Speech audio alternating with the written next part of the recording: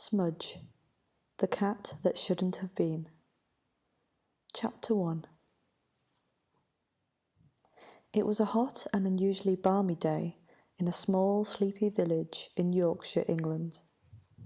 A young girl with long, red, messy tresses was joyfully scurrying around the house on her usual madcap imaginary adventures, when all of a sudden she stopped dead in her tracks. There, right in front of her, in the middle of her path, right splat planted in the hallway, was a big black cat. The cat suddenly froze in terror at being accosted.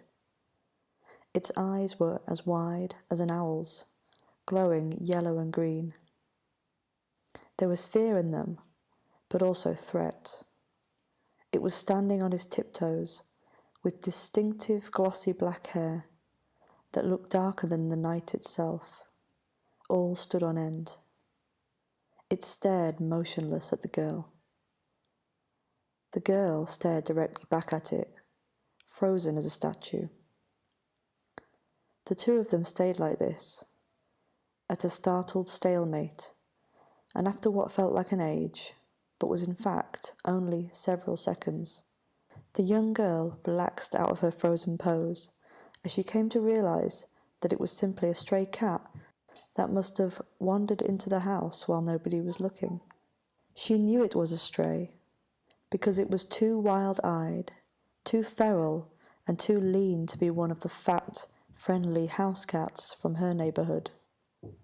And this lass, being a slightly too obsessed animal lover, knew of all the animals in her area. She knew each and every pond frog by the name she had given them. Being the vigilant and caring youngster she was, she started to gently shoo the cat and steer it to the back door that led into the garden. Considering how wild and untamed the cat was, it seemed slightly stubborn and unwilling to leave. Strange, she thought, the cat doesn't seem to want to go.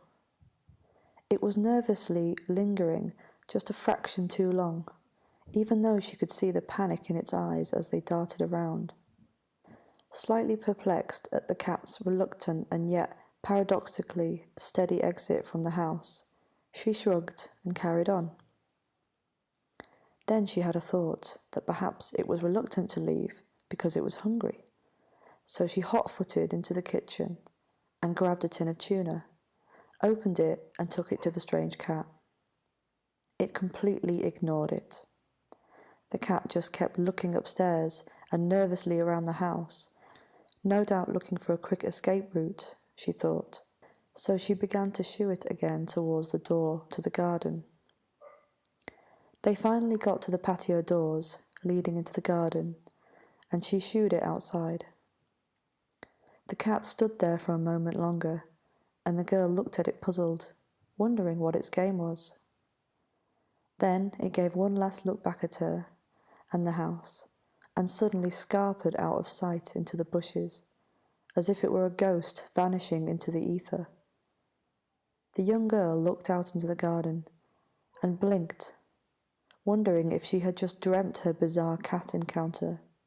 She then indifferently shrugged her shoulders, as her work here was done, she thought, and shut the doors, turning to get back to her idle child's play that she had been up to before.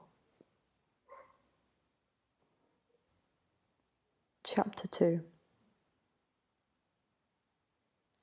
3 weeks later, it was a Friday night. The young animal lover was tucked up blissfully in her bunk bed, under her supermouse duvet. The width of her bedroom was almost no bigger than the bed itself, with just enough room on one side for a person, and a small one at that, to walk beside. She would have had more space in her long, oblong-shaped room, but being the youngest out of 5 children, her tiny bedroom had to be utilised for another purpose as well. Her bedroom was completely swallowed up on one side by rows and rows of vast, heavy bookshelves that towered over her room from floor to ceiling. These daunting rows of shelves, filled to the brim with books, made this side of her bedroom look like it was wallpapered with a chaotic library. For most people, this would have perhaps been an annoyance, but you see, there was 2 points that you had to consider with this young tyke. 1, this human was tiny. I mean minute.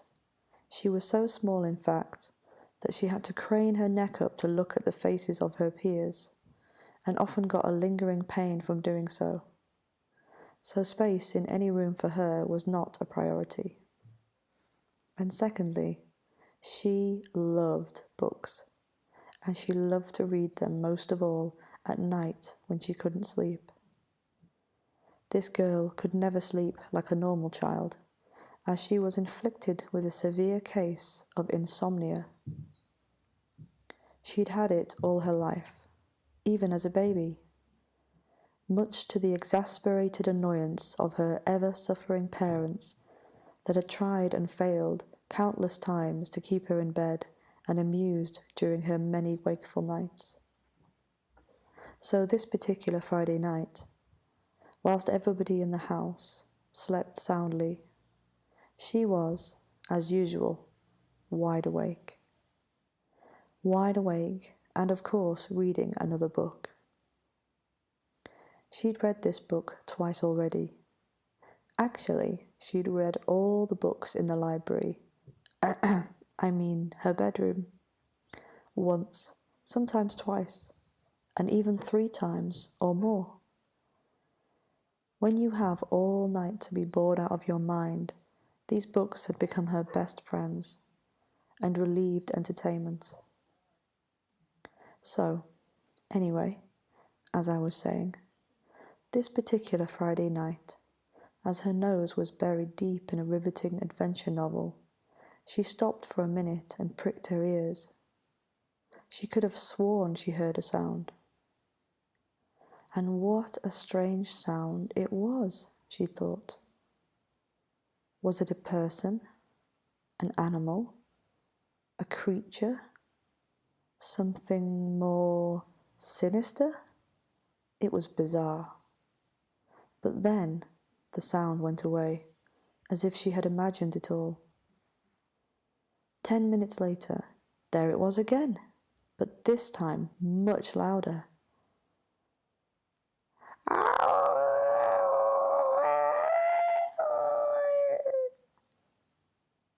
This time, it was much louder and much more scary. She bolted upright in her bed, hitting her head on the ceiling as her bunk bed was too high to the ceiling in her Schrödinger room. "Ow!" she muttered to herself, rubbing the bump on her head. Just then, the wailing went catastrophic. It was so loud that the hairs, not just on the back of her head, but all over her body, stood up, and she stared deadbolt at her bedroom door in terror. Now the creepy wailing was happening every few seconds and in quick succession, emanating from somewhere in the house beyond her bedroom. She couldn't think what on earth it could be. Literally every possibility ran through her mind. Was it a child? A ghost? Was it her brothers playing a trick on her? Why didn't her parents wake from the sound too? Why didn't her brothers and sisters hear it? Why weren't they dealing with it? She sat there, trying to work out what it was, and the closer she listened, the more decided she was that although she didn't normally believe in such things, it must be a ghost or a strange creature of some kind. She had never ever heard a sound like it. It was loud, it was echoey and eerie. It was a kind of desperate, strangled wailing, but not like you've ever heard from an animal on a David Attenborough wildlife show, even when there was a death or mating. This was an unprecedented sound to her young ears. And the longer it went on, and the louder it got, the more she became absolutely petrified. After 20 minutes of this ordeal, of her sitting in her bed trembling, looking at the door, hoping her family would put an end to this madness and deal with the crazy banshee noise that felt like it was shaking the walls at this point. She suddenly decided, enough is enough. I have to go and investigate, she thought to herself. She swallowed hard, took a deep breath, climbed across her bed and slid her body down her bunk bed ladder like a snake. There was no room for jumping in any capacity in her bedroom without wanting another large bruise. A light thud could be heard as her smaller-than-average child's body reached the floor. Still holding onto her bunk bed's ladder, she clung there like a frightened sloth and waited to see if anything had changed with this dramatic new stance she had taken. Nothing changed. The ghost / werewolf / heinous creature was still wailing, loud, insistent, and to her, terrifying. She lightly tiptoed the one step to her bedroom door and put her hand on the handle. She paused there, and with her hand on the door handle, contemplating her fate as to what might happen if she opened that door. If this were a book, she thought to herself, opening that door would mean things might never be the same again. She could lose an arm, a leg, or even her face. Her mind raced with exaggerated terrors. Who knew what was behind that door making that sound? And more perplexingly, why was she the one to have to deal with it when she was the youngest person in the house by 10 years? She winced, closed her eyes tightly, and slowly began to turn the door handle.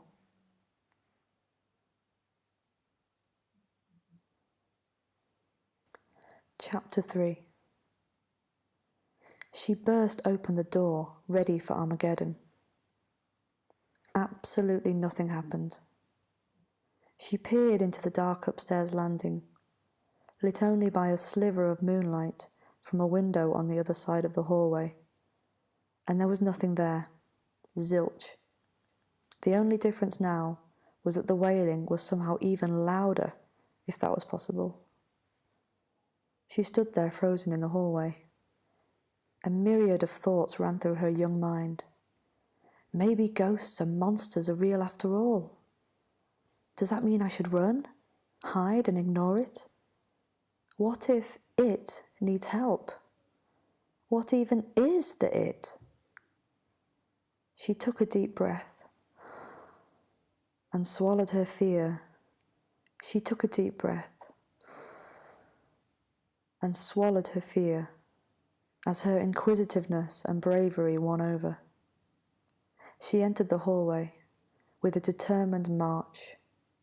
Bugger the consequences, she thought to herself. This had gone on too long.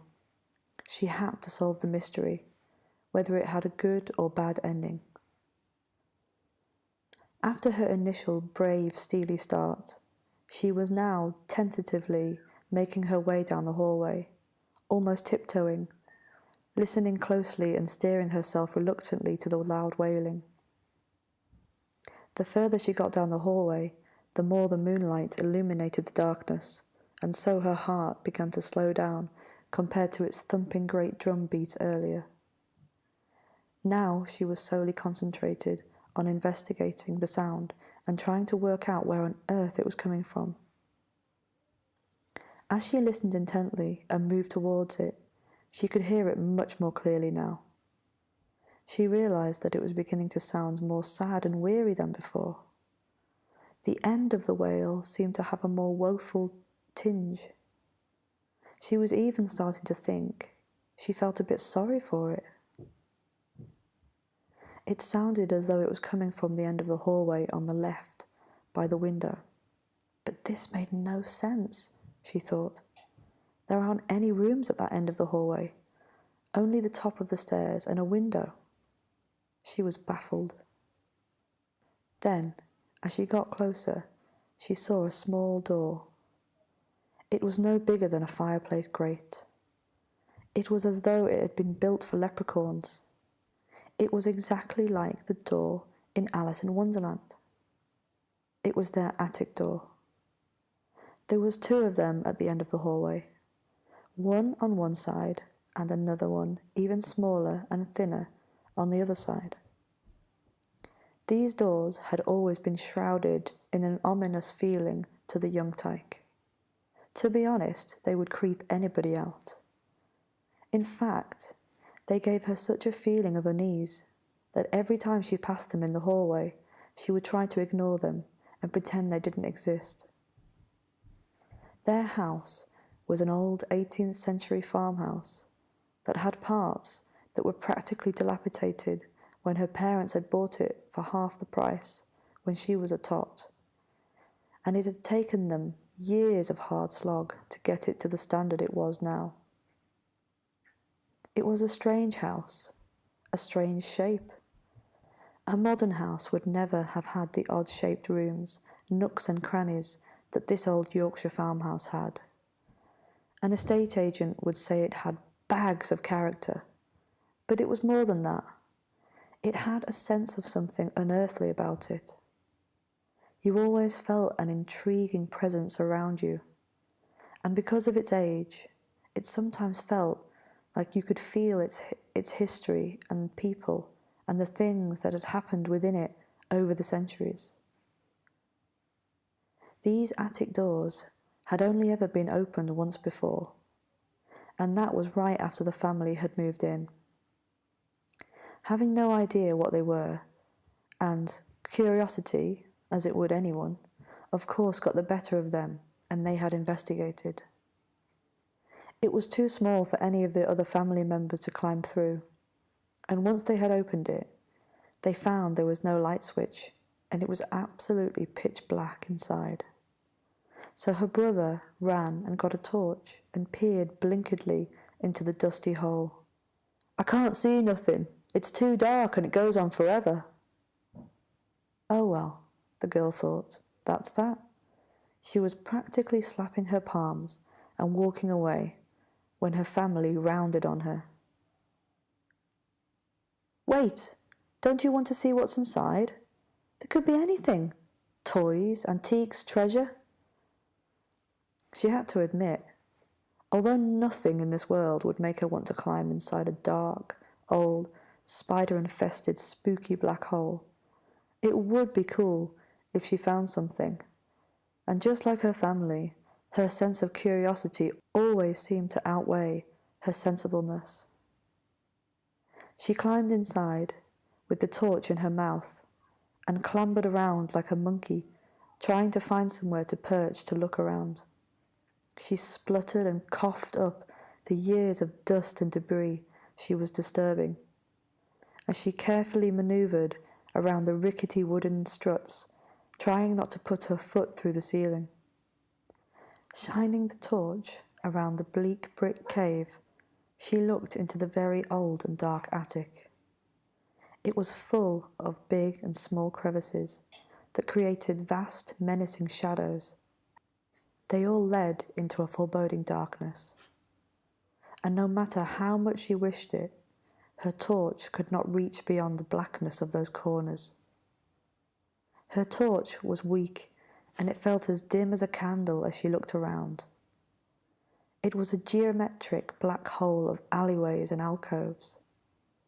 It reminded her of a rat's nest, designed by Escher, with faint, billowing snowflakes of dust raining down on her. Boy, was it creepy. It was also completely empty, except for giant, sweeping grey spider webs that looked ancient, an insane amount of dust and fiberglass loft insulation that terrified the girl almost as much as the creepiness of the place itself, after her parents had told her that this innocent-looking, fluffy yellow stuff was actually highly poisonous. Yes, she could have investigated further and had a proper look for antiques or old treasure, but was she about to? Hell no. There were lots of other attic spaces dotted about this big old farmhouse. The attic was vast and sprawling, all interconnected by strange little tunnels. Some only a rat could fit in, others were larger and oddly shaped. The other attic space was much bigger, had normal-sized doors, with actual light bulbs and floorboards. She planned on getting out of here as fast as she could. She climbed out hurriedly. She had never felt so alone in a room before. She announced it was empty, and it got left alone after that. Several years later, and now she had to face her foe again in this strange little door. The wailing was clearly coming from behind it. She began to edge towards the door. Her face was now contorted with puzzlement. Her mouth was hanging open in concentration as she stretched her small hand out towards it in confusion and wonderment. Suddenly, she heard bang, crash. Her body suddenly spun around instinctively, in the opposite direction, at the very loud commotion coming from downstairs. The kitchen door had been violently swung open, and what sounded like two people had come clamouring in. Chapter 4. Her heart began to race so fast, it felt like a fluttering bird trying to escape from her ribcage. What is going on? Is this all really happening? She thought manically. The kitchen door was large and heavy, and it had just burst open with a clattering crash, and unfortunately, for this poor girl's sanity, a couple of months previously they had been broken into by thieves, who had also entered through the kitchen.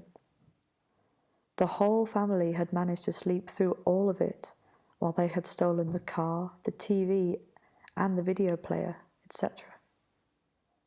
So the very first thought she had when she heard the kitchen door burst open and people trundle in noisily was, "Oh my God, it's burglars!" In her mind, these intruders were giant, grisly men with bulging biceps and probably had weapons on them. Her young mind had now been fully lost into the wilderness of fear. Her eyes were wide and bulging. She felt like her brain would explode from the situation she found herself in. How could so many strange things be happening at once? She could feel her heart pounding in her ears, and her mind raced as she began to pant in panic. She frantically looked all around her, trying to decide what she should do. Was the strange sound and the burglars connected somehow? Should she scream, run, try and find a weapon? Bang on her brothers' and sisters' doors? What if that meant they would get hurt? Should she go back into her bedroom and hide? What was the safest thing for her to do for her family? She was totally freaking out. Then, suddenly, her fight or flight instinct kicked in, and she decided to do what she always did whenever there was any drama in the house. She ran like a train to the top of the stairs and crouched and hid behind the banister legs. From here, she figured she could get a good look at the burglars to identify them, if she needed, and also see where they went. She could then wake her family and let them know where they were. She was still scared, but now the fear had been overtaken by a determination. She rushed over and knelt behind the banisters with the stealth of a sniper. She waited there, her face a steely glower, ready for whatever was going to happen. The wailing was still going on long and strong right behind her. The two intruders rounded the kitchen door and stood at the bottom of the stairs and looked right up at her. "Gemma?" a red-headed woman shouted up at her. "What on earth are you doing up this late? It is way past your bedtime, young lady." It was her mother. and she was mad. The girl was so relieved it wasn't burglars. She didn't even care that both her parents were now climbing the stairs, pointing their fingers at her, and very animatedly telling her off. "We've told you 1,000 times. You cannot keep staying up this late," her dad scolded her. As the young redhead stood up, she let the relief wash over her and spent a moment taking it in. They must have gone out to the pub while we were in bed, she realised. She didn't know whether to laugh or cry or hug them. However, she had no time for celebrating. Instead, she had to fervently defend herself against her two very angry and slightly inebriated parents. But, she found herself stuttering and stumbling, trying to explain the bizarre situation which had brought her to standing in the middle of the upstairs landing past midnight. "But there was this creature," she frantically pointed to the weird little attic door behind her, looking like a lunatic. "And then I thought I heard burglars breaking in, and her mutterings sounded like the usual guilty ramblings of a child making up stories to get out of trouble, and unfortunately, she knew that's exactly what it sounded like to her parents. Both her parents glowered down at her, hands on hips. They had a deep, incredulous look on their face. They'd heard these stories many times before. I did. I really thought you were burglars. I didn't know you'd gone out," she exclaimed. In truth, she was still finding that hard to fathom. Outside of her and her brothers and sisters, she had no idea her parents actually had a life. She kind of always thought they only really existed for them. "And what were you doing in the hallway anyway up this late?" Her mum looked down on her with a scowl, waiting for her to try to get out of this one. "I told you, I heard a creature screaming and wailing, and I—" At this point, the young girl started to jump up and down wildly and was waving her arms around.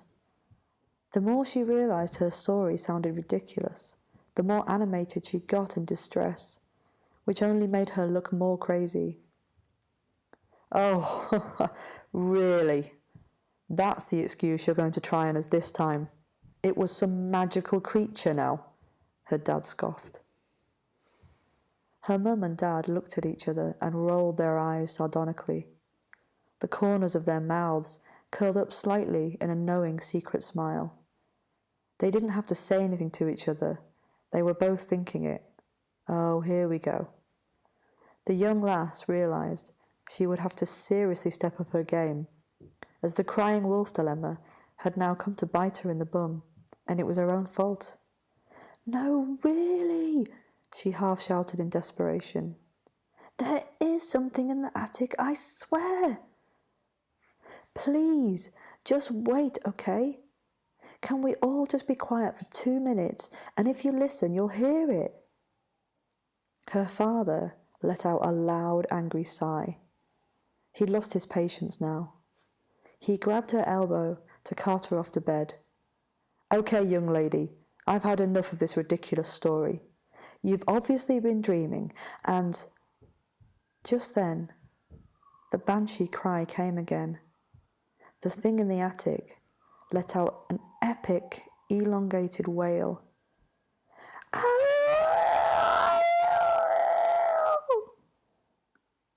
They all fell silent. Her father still had a hold of her arm, but they had all frozen by the Alice in Wonderland door, like they were playing musical statues and the music had just stopped. The creature had let out its loudest howl of anguish yet. Perhaps it had heard all the commotion outside the door and figured this was its best chance to get their attention. She looked up to see her parents' mouths slightly agape in shock. "She was right," her mother whispered. "Yes," her father rasped quietly in slow wonderment. "There is something in there." They were all still frozen on the spot. "What on earth is that?" Her mother looked at her father, and they both looked as perplexed as the young girl had at the very beginning of this ordeal. "I've never heard anything like it," her mum said, looking bewildered. The youngster puffed up and haughtily folded her arms. She couldn't wait to announce audaciously to her elders, "I told you so."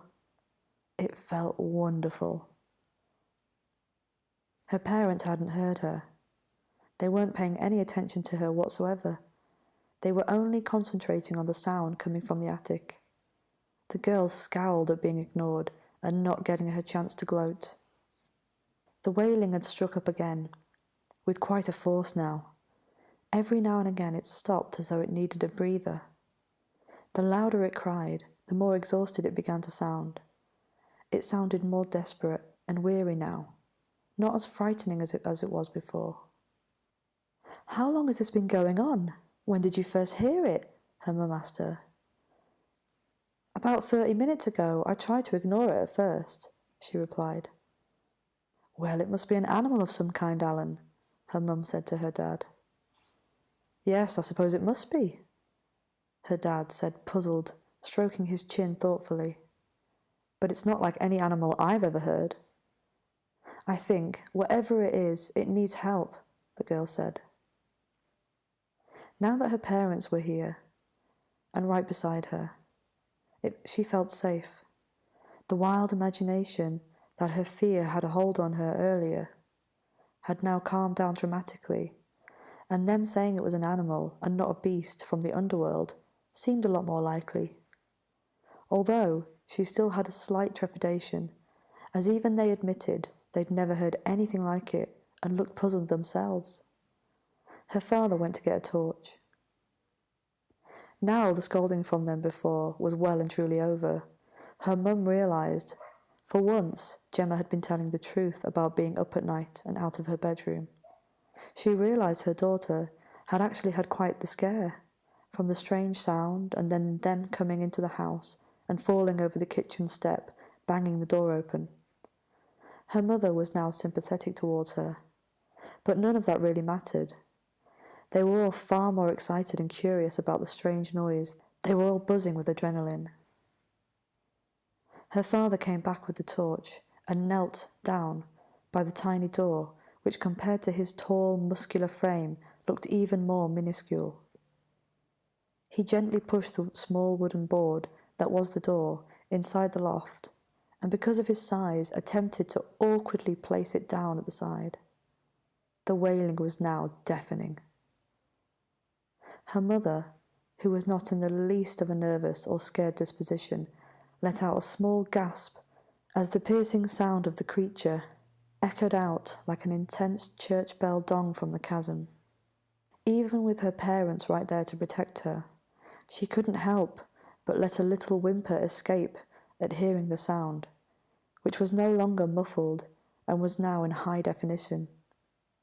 It didn't help that the attic was very hollow, empty, and had a wicked echo, so any sound, banshee cry or not, was multiplied coming from it. Her father shone the torch inside the small dark hole. He could only fit his head and just the top of one shoulder in to take a look around. "Well, I was wondering here," he said, half muffled, as his head popped out from the hole. His glasses were covered in dust. "What?" asked her mum. "I can't see anything in there," he said. "But it's very loud, whatever it is." "Maybe it's a squirrel again," her mum said. "A squirrel wouldn't sound like that," her dad said. "Maybe it's a bat," her mum said. "I think they can only screech at most," said the girl. Her mum took the torch off her dad and crouched beside the hole to take her turn in investigating.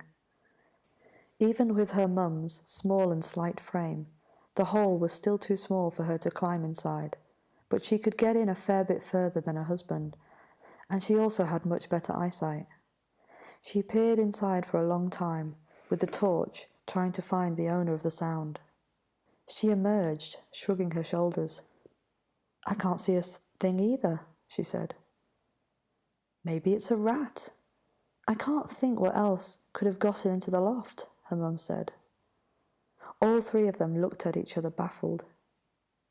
Well, there was nothing else for it, the young girl thought to herself. Of all the things she would have thought being pint-sized would come in handy for, this was not what she had in mind. Dubiously, she took the torch from her mother and placed it sideways into her mouth, clenching down on it with her teeth as she had done the last time, and braced herself by taking a deep, muffled breath. She reached out with both of her small hands and grappled firmly onto the hole's frame and began to hitch herself up. She grudgingly thrust herself into the black abyss. To be continued.